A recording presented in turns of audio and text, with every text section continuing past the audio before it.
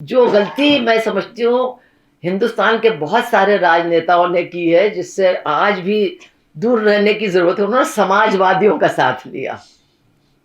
उस चुनाव में अशोक मेहता खड़े थे और समाजवादियों ने उनको अपना सेकंड वोट नहीं दिया, उन्होंने अपना सेकंड वोट कांग्रेस को दिया। और इसलिए कांग्रेस का जो कैंडिडेट था, जो डॉक्टर अंबेडकर को छोड़ करके उनके खिलाफ लड़ने के लिए गया था, वो जीत गया और डॉक्टर अंबेडकर हार गए। आपको ये भी याद करना चाहिए कि शायद कॉमरेड मोरे अकेले उनके अनुयायी थे जिन्होंने जाकर के उनसे कहा कि मैं आपके आंदोलन को छोड़ करके कम्युनिस्ट पार्टी में शामिल होने जा रहा हूं। बाकी जितनों ने छोड़ा सबने गद्दारी की, सबने जा करके कांग्रेस पार्टी ज्वाइन की, अपनी पार्टी को तोड़ा, कॉमरेड डॉक्टर अंबेडकर के खिलाफ चुनाव में खड़े भी हुए, डॉक्टर अंबेडकर के खिलाफ तमाम बातें लिखी। मैं ये बात क्यों कह रही हूं, उनसे कोई नहीं कहता है कि तुम लोग अंबेडकर विरोधी हो और तुम लोगों ने डॉक्टर अंबेडकर को चुनाव में हरा दिया, ये उनसे उनके खिलाफ कोई नहीं बोलता है। मुझे बहुत खुशी है। और जो तमाम लोग अजीब अजीब बातें कम्युनिस्टों के बारे में कहते हैं कि इनके यहाँ कोई डिस्कशन नहीं होता है, यहाँ चर्चा नहीं होती है, यहाँ ये है यहाँ वो है, तो मैं समझती हूँ कि ये जो इसमें छप करके चीज़ सामने आई है, ये बहुत बड़ा जवाब है। हम कहना चाहते हैं जो इस किताब में नहीं है, लेकिन उसके बाद जो जब सीपीआईएम बनी तो उसके जो दस्तावेज तैयार किए गए, उसमें मुझे लगता है कॉमरेड ईएमएस और कॉमरेड बीटीआर, क्योंकि वो भाषा से आपको समझ में आएगा, बहुत ज़्यादा योगदान था। और दोनों में ही बहुत जोर दे करके कहा गया है 67 के डॉक्यूमेंट में कि अगर कास्ट का क्वेश्चन ठीक से एड्रेस नहीं होता है और अगर कास्ट का जो रिश्ता है वर्किंग क्लास का, वो सबसे ज़्यादा शोषित हिस्सा है, अगर उस रूप में वर्ग संघर्ष को संगठित नहीं किया जाएगा तो फिर भारत में क्रांति भी असंभव है। मैं कभी नहीं भूल सकती हूँ इनकी माता जी को, देवयानी को। वो भी बहुत पक्की कॉमरेड थी, बहुत ज़बरदस्त महिला थी, और उन्होंने वहाँ महाराष्ट्र की पार्टी में बगावत कर दी और कहा कि अगर सुहासिनी नहीं आएंगी इसका विमोचन करने के लिए तो इसका विमोचन नहीं होगा। तो वो हमने किया था और वो किताब हमने पढ़ी भी। ये जो सत्येंद्र मोरे आज आपके सामने आया है कम्युनिस्ट पार्टी के उम्मीदवार के रूप में, इनके बाप आरवी मोरे थे, मैंने तो नाम सुना नहीं था तब तक। ये डॉक्टर अंबेडकर के सबसे नज़दीक के साथी थे, लेकिन वो फिर कम्युनिस्ट पार्टी में आए, और वो कम्युनिस्ट पार्टी में आए ही नहीं, वो कम्युनिस्ट पार्टी में मरे भी। और उनका लड़का ये सत्येंद्र मोरे है, ये भी कम्युनिस्ट पार्टी में एक तरह से इसका जन्म हुआ, और मैं गारंटी के साथ कह सकती हूँ कि ये मरेगा भी कम्युनिस्ट पार्टी में। और यही नहीं, इसके दो बहुत बदमाश बेटे हैं, सुबोध और उसका भाई, वो भी कम्युनिस्ट पार्टी में है, पैदा भी हुए, और ये और कहीं जा नहीं सकते, इनको और कहीं कोई जगह मिलने वाली नहीं है।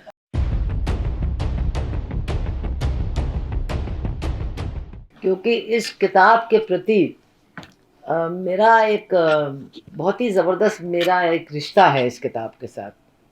जब अंग्रेज़ी में ये किताब निकल रही थी तो एक तरह से सुधनवा अभी तक आए नहीं हैं, लेकिन बहुत बड़ी ज़िद थी हमारी कि इस किताब को तो लेफ़्ट वर्ड को ही छापना चाहिए, किसी भी दूसरे पब्लिशिंग हाउस से वो किताब नहीं छपनी चाहिए, ये हमारी किताब है, ये हमारी विरासत है। और उसके पीछे कारण ये था कि 1977 में 78 में इमरजेंसी के बाद चुनाव हुआ था, और महाराष्ट्र में कॉमरेड सत्येंद्र मोरे जो इस किताब के में जीवनी लिखने वाले जो हैं, उनके साथ हम कैंपेन में थे।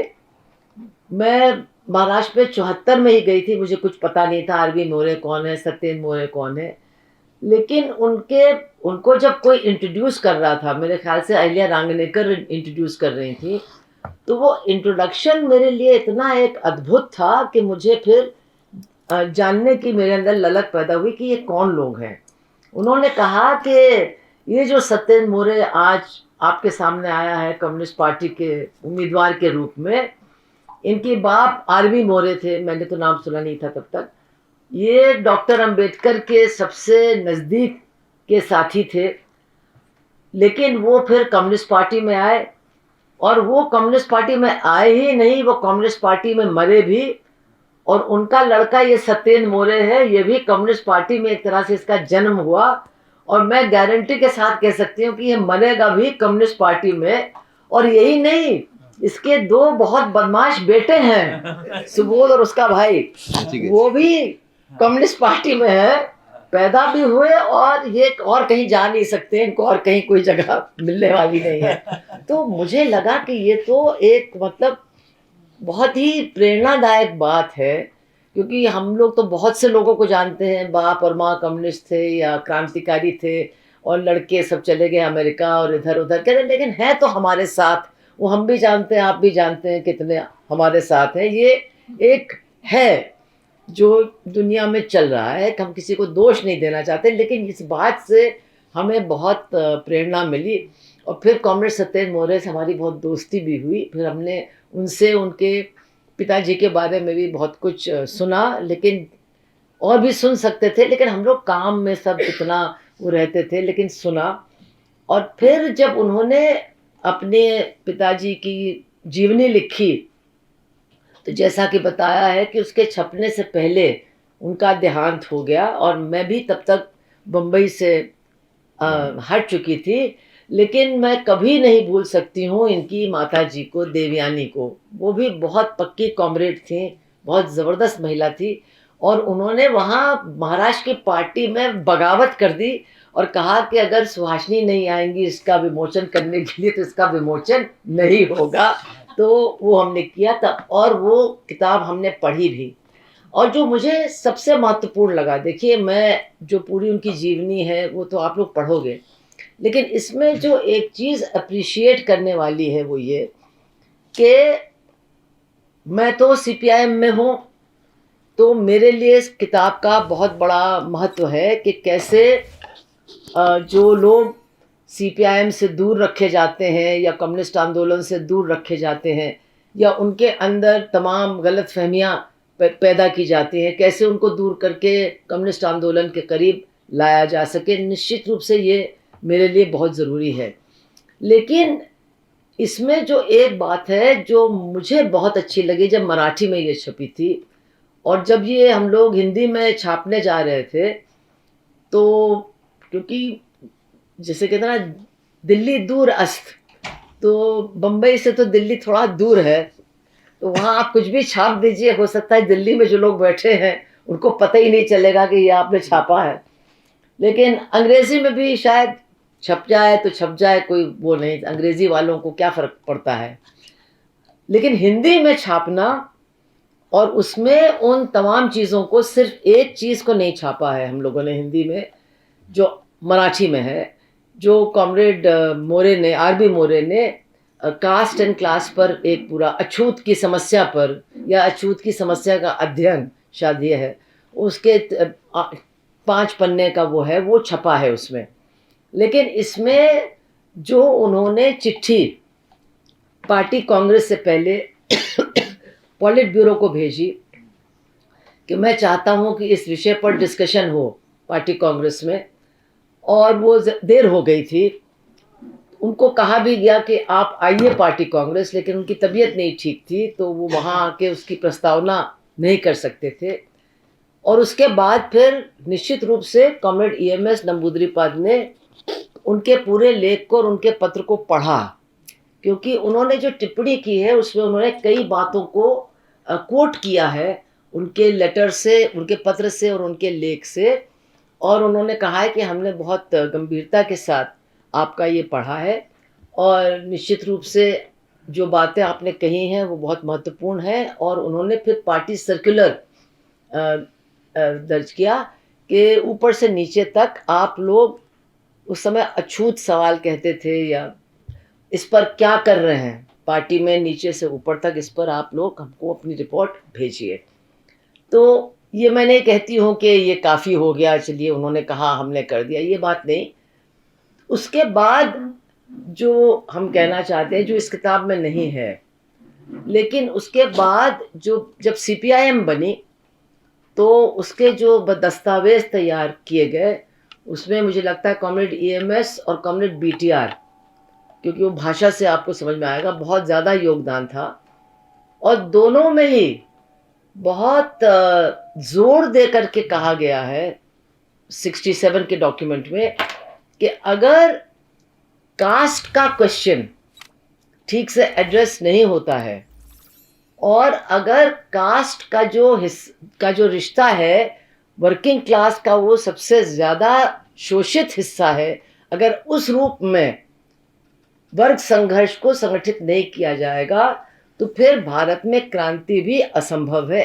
मैं भाषा थोड़ी सी बदल रही हूँ क्योंकि मेरे सामने वो है नहीं, लेकिन इस तरह की बात दर्ज की गई है दोनों डॉक्यूमेंट्स में। अब ये अलग बात है कि इसका अमल कितना हुआ कितना नहीं हुआ, वो एक सोचने की बात है। कुछ प्रांतों में अमल काफ़ी हुआ है, वहाँ आंदोलन की स्थिति अलग है, कहीं कहीं पर नहीं हुआ, वहाँ पर आंदोलन की स्थिति, संघर्ष की स्थिति, पार्टी की स्थिति बिल्कुल अलग है। लेकिन ये बहुत अच्छी बात है जिसको मैंने इस किताब में इंसिस्ट किया था। कॉमरेड सुधनवा यहाँ आ गए हैं, हम लोग सब ने हिम्मत जुटा करके इंसिस्ट किया कि कॉमरेड मोरे के ये खत और कॉमरेड मोरे का ये लेख और कॉमरेड ईएमएस का जवाब, इन सारी चीज़ों को भी हमें इस पुस्तक में डाल करके छापना चाहिए और हमको डरना नहीं चाहिए कि लोग क्या कहेंगे। तो मुझे बहुत खुशी है।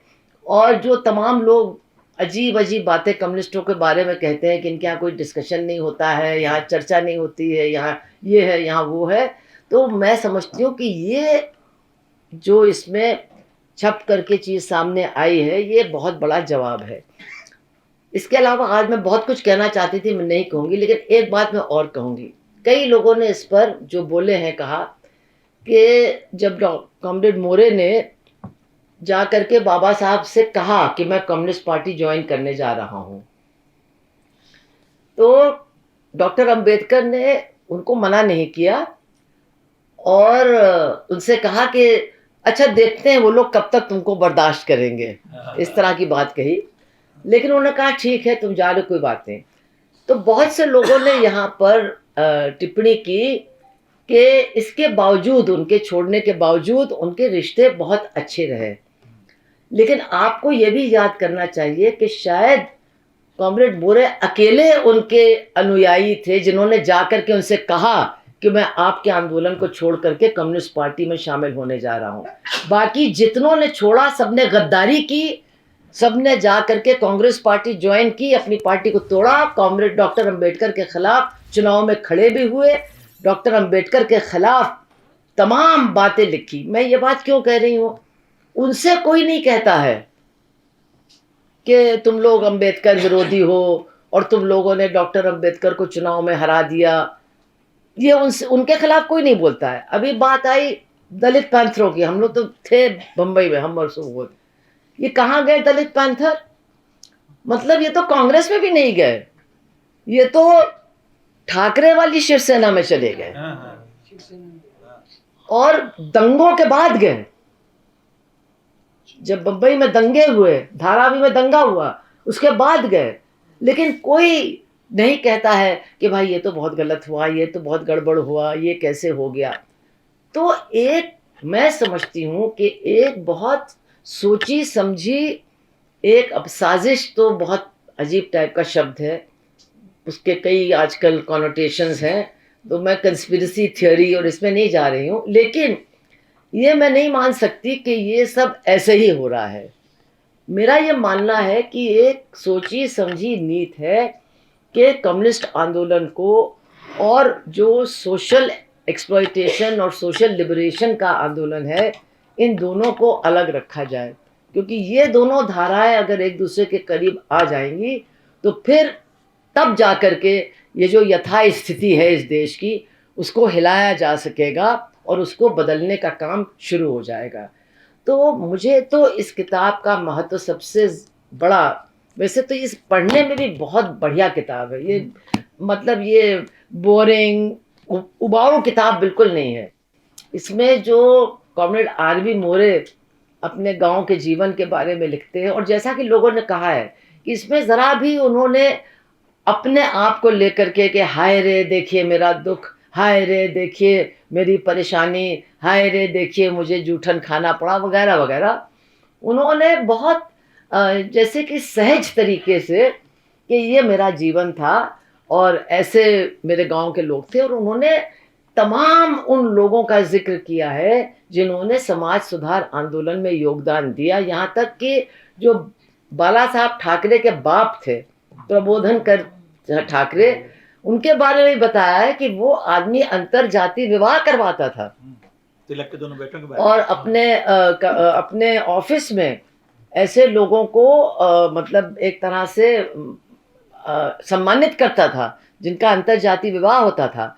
और जब कॉमरेड मोरे को एडमिशन नहीं मिल रहा था तो वो जो चिट्ठी लिखवाई गई, तो लिखवाने वालों में एक वो भी थे, ठाकरे भी थे। तो ये भी एक बहुत मतलब दिलचस्प बात है कि समाज सुधार के आंदोलन से निकले हुए लोग फिर कहाँ कहाँ गए। कहते ना, कोई इधर गिरा कोई उधर गिरा लेकिन ये भी इसमें है। और वो पूरा इलाका जो अभी कॉमरेड ने कहा अंग्रेज, देखिए अंग्रेज़ों के बारे में जो शासन के बारे में, इंपीरियलिज्म के बारे में कॉमरेड मोरे की समझ बिल्कुल स्पष्ट थी, वो बात सही है। लेकिन ये हम लोगों को भुलाना नहीं चाहिए, क्योंकि लोग टिप्पणी करते हैं कि डॉक्टर अंबेडकर ने अंग्रेज़ों का साथ दिया, राष्ट्रीय आंदोलन में उन्होंने एक भूमिका नहीं निभाई, लेकिन उसके पीछे बहुत बड़ा कारण है। अगर आप कोंकण के उस हिस्से के बारे में पढ़ेंगे यहाँ, तो वहाँ की जो परिस्थिति थी वो दूसरी जगहों से क्यों भिन्न थी। वो इसलिए भिन्न थी क्योंकि महार रेजिमेंट के होते हुए और महार लोगों को सिर्फ फौज में नहीं काम मिला था, जो टेक्सटाइल मिल्स थी, सूती के कारखाने थे, जो रेलवे था, जो और वहाँ पर बंदरगाह था बम्बई में, कोंकण नज़दीक होने की वजह से, पानी का रास्ता उपलब्ध होने की वजह से आधे सूती के कारखानों के मजदूर महार थे। सफाई कर्मचारी तो खैर थे ही दलित, लेकिन रेलवे में बहुत बड़ी संख्या में मजदूर महार जात के थे। तो उनको जब पहली बार हजारों साल में एक पक्की तनख्वाह मिली, बोनस मिला, महंगाई भत्ता मिला, उनको पहली बार इतिहास में पक्के घर में, मतलब बीडीडी चाल अब आपको बहुत ख़राब लग सकता है, लेकिन अगर आप उसकी तुलना उस ज़माने में जो दलितों की बस्तियां थी गांव में उसके साथ करें तो बहुत अंतर है। अब भी हम लोग भी मीटिंगें कर चुके हैं बीडीडी चाल में, वहाँ बहुत समय हम लोगों का बीता है। तो ये सारी चीज़ों को ध्यान में रखने की ज़रूरत है कि अंग्रेज़ों के शासन ने पढ़ने का मौका पहली बार दलितों को दिया, पक्की नौकरी दी, उनको बम्बई जैसे शहर में आ करके गाँव के उत्पीड़न से निकलने का एक बहुत बड़ा मौका दिया। ट्रेड यूनियन क्या चीज़ है, इकट्ठा हो करके कैसे लड़ सकता है मजदूर, इसकी शिक्षा उनको वहीं रह करके मिली। और एक सांस्कृतिक जीवन उनके लिए मुमकिन किया, जो कि कभी हो नहीं सकता था। वहाँ तो एक लोकगीत, लोक कथा का था, लेकिन बम्बई जैसे शहर में आकर के जो अब आप कहते हैं दलित साहित्य, दलित ये, वो तो सब तब पैदा हुआ था जब मिलों से लोग निकलते थे, उनके पास थोड़ा पैसा भी होता था, लाल बाग में, परेल वगैरह में वो लोग इकट्ठा होकर के नाटक मंडल वगैरह सब बनाते थे। तो ये कहना कि वो अंग्रेज़ों के पिट्ठू थे या ये सब बेकार की बातें हैं।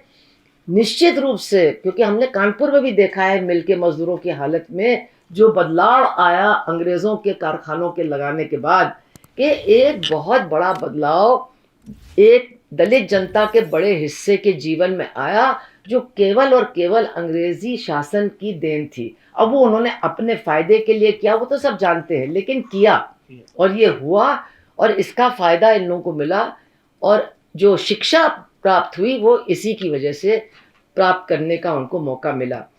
एक बात और है कि जो इसमें बताया गया है, जो वो तालाब में पानी पीने का चवाल तवाल, तो वो भी वहीं से तो आता है कि अंग्रेज़ों की जो एक असेंबली थी महाराष्ट्र की, उसमें जो प्रस्ताव पारित हुआ कि सार्वजनिक स्थानों पर कोई किसी को मना नहीं कर सकता है, तो वो भी एक तरह से अंग्रेजी शासन की देन थी, क्योंकि ये तो मनुवाद की जड़ पर हमला है। क्योंकि मनुवाद का मतलब है कि लोगों की एंट्री रोकना मंदिर में, हर सार्वजनिक स्थान में। ये सबसे बड़ा उसका एक तरह का श्राप है जो दलितों के ऊपर और जो शूद्र जनता है उनके ऊपर उन्होंने लगाया। तो ये बातों को हमें नहीं भूलना चाहिए। और इसके साथ साथ वो जो मार्च सत्याग्रह, और वो किसी ने कहा 3 आंदोलन, और उसमें जोड़ दिया वो कौन सा मंदिर था, नासिक वाला शायद, लेकिन एक्चुअली वो तीसरा आंदोलन बड़ा नहीं था। एक था पहला महाड, फिर दूसरा महाड, और फिर खोत का वो वो कितने किलोमीटर चले थे, मतलब ये अलीबाग से लेकर के, कोलाबा से लेकर के बॉम्बे की असेंबली तक। और उसमें देखिए जो लोग कहते हैं ना कम्युनिस्ट कम्युनिस्ट कम्युनिस्ट, वो 3 लोग थे उसके नेता, डॉक्टर अंबेडकर, मोरे जी और श्यामराव परुलेकर, जो कॉमरेड मोरे के ही कहने पर कम्युनिस्ट पार्टी के मेंबर बने, सदस्य बने। तो ये 2 बड़े नेता हैं जिन्होंने डॉक्टर अंबेडकर के सबसे बड़े आंदोलनों को सफल बनाया। उसके बाद अगर आप देखें तो एक तरह से, अगर आप वो असेंबली में वो जो एक कानून के खिलाफ हड़ताल हुई उसको छोड़ दें, बाकी चीज़ों में डॉक्टर अंबेडकर काफ़ी यथास्थितवादी नज़र आते हैं। कई सालों में जो आंदोलनकारी अंबेडकर है वो इन्हीं लोगों की सौगात में आपको दिखाई देते हैं। ये हम लोगों को भूलना नहीं चाहिए, लोगों के सामने निश्चित रूप से रखना चाहिए।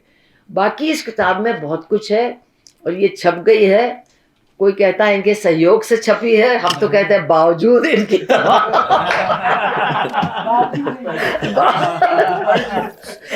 वो दरअसल ये गलत नहीं कर रहे, ये हमेशा करेक्ट ही कर रहे थे। वो सितंबर नहीं दिसंबर है, वो 35 नहीं 36 है, मैंने देख लिया, ये ठीक किया। लेकिन उससे चलिए थोड़ी देर हो गई, लेकिन ये किताब आ गई है। और मैं तो बस यही कहना चाहूँगी, इसको पढ़िए और इसको 2 कॉपी ले जाइए, एक किसी और को बेचिए और एक खुद पढ़िए। आप लोग ये कर सकते हैं। कानपुर में हमने जब इसका विमोचन छोटा मोटा किया तो 2 कॉमरेडों ने एक किताब मिल करके खरीदी। तो ये अलग अलग तरीके से खरीदी जा सकती है, लेकिन इसको खरीदना और इसको पढ़ना, और पढ़ने के बाद आपको बहुत कुछ मिलेगा, बहुत हथियार इसमें मिलेंगे। केवल कम्युनिस्ट पार्टी के डिफेंस के लिए नहीं, डिफेंस की ज़रूरत नहीं है, कम्युनिस्ट पार्टी को आगे बढ़ाने के लिए, और तमाम लोग जो कम्युनिस्ट आंदोलन के प्रति तमाम दुर्भावनाओं की वजह से नज़दीक नहीं आते हैं, उनकी दुर्भावनाओं को भी दूर किया जा सकता है। इसमें मैं अंत कर रही हूँ, 1952 के चुनाव की पूरी कहानी है इसमें, जिसको लेकर के सबसे ज़्यादा हमला होता है कि डांगे को 1 वोट दिया, 1 वोट अपना खराब किया। लेकिन लोग ये नहीं जानते हैं कि इलेक्शन के दिन से 1 दिन पहले तक बाबा साहब से यही बात हो रही थी कि आप हमारे खिलाफ मत बोलिए, हम अपना दूसरा वोट आपको देंगे, आप अपना दूसरा वोट हमको मत दीजिए, डांगे को मत दीजिए, लेकिन हम अपना दूसरा वोट। उन्होंने कहा नहीं, हमको तुम्हारा वोट नहीं चाहिए। और उन्होंने अपने एक अखबार के उस दिन जो निकलने वाला था उसमें छापा कि हमको इनका वोट नहीं चाहिए।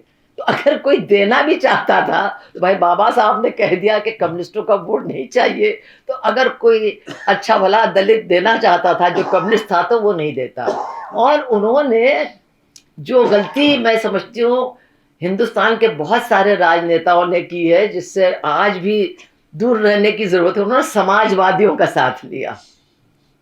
उस चुनाव में अशोक मेहता खड़े थे और समाजवादियों ने उनको अपना सेकंड वोट नहीं दिया, उन्होंने अपना सेकंड वोट कांग्रेस को दिया। और इसलिए कांग्रेस का जो कैंडिडेट था, जो डॉक्टर अंबेडकर को छोड़ करके उनके खिलाफ लड़ने के लिए गया था, वो जीत गया और डॉक्टर अंबेडकर हार गए। लेकिन ये सच्ची कहानी हम कितने लोगों को बताएंगे? आप लोग भी सब इसको पढ़ लेंगे तो शायद आप भी कुछ लोगों को बताएंगे। इस पर कहीं चर्चा होगी तो चर्चा में भी कही जाएगी। लेकिन ये बात सही है कि इतना झूठ और इतना झूठा प्रचार किया गया है, इसका जवाब भी देना ज़रूरी है, लेकिन सबसे बड़ी बात यह है कि जवाब देने में इतना समय नहीं हमें बिताना है, इन दोनों दिशाओं को एक दूसरे के करीब लाना है। और उसके लिए कॉमरेड मोरे ने हम लोगों को, आप हम लोगों को पार्टी के लोग हों या प्रगतिशील हो, उनको सबसे कहा है कि भाई देखो, तुम्हारे अंदर भी जातिवादी कीड़े हैं, किसी के अंदर ज़्यादा हैं, किसी के अंदर कम है, लेकिन तुम सबके अंदर हैं। और अगर तुम इनको दूर नहीं करोगे, अगर तुम इनको निकालोगे नहीं, अगर तुम उन संस्कारों से घृणा नहीं करना शुरू करोगे जिनमें तुमको पाला गया है, तो और तुम कभी अच्छे कम्युनिस्ट भी नहीं बन सकते हो।